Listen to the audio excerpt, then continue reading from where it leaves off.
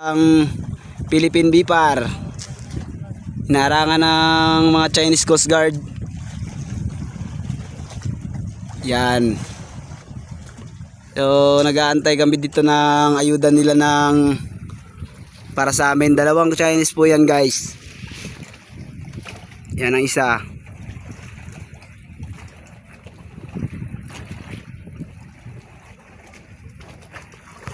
Mga tambalos-los to mga China na to, guys. Hinarangan nila yung isang bipar dyan sa may daanan, sa may bunganga ng hasa-hasa. Dito kami sa Half Moon. Yan, limang bangka kami ito, guys. Yan, tropa namin yan, mga kasama. Ito kami. Yan ang mga tropa natin dito. Ito yung medyo nanghihinayang na siya sa grasya na sana, kaso parang magiging bato pata.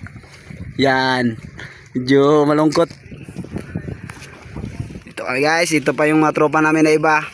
Yan, si Quadrojack at si San Miglite at si Kamagong. Yan, 5 bangka kami ito, guys. Araga, guys. Pati, guys. Ito nga palang Akaski TV vlogger, guys. Pa shoutout naman dyan sa mga pa-subscribe naman ang channel ni Akaski TV. Yan, nagwa-vlog din yan.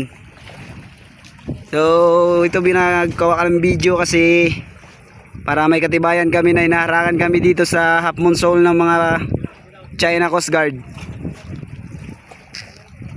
Grabe, hindi makapasok, guys. Ito na yung isang bipar, medyo malapit na siya sa daanan, guys. Yan,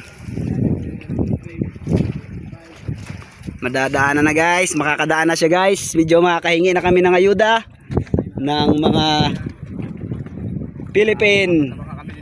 Itong diputan na to, guys, yung China na to, guys, oh, masyadong matapang yan, guys, oh. Ang inang yan.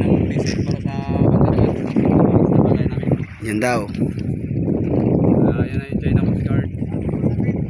Hinaharang yung ating bipar. Dito, pasok ka dito kung kaya mo. Ito yung China. Dalawa yun sila ng Coast Guard na hinaharang sa ating bipar.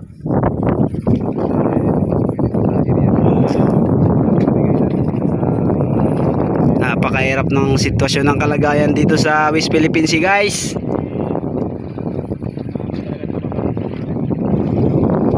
Ayan na, medyo makakapasok na yung isang bipar natin, guys.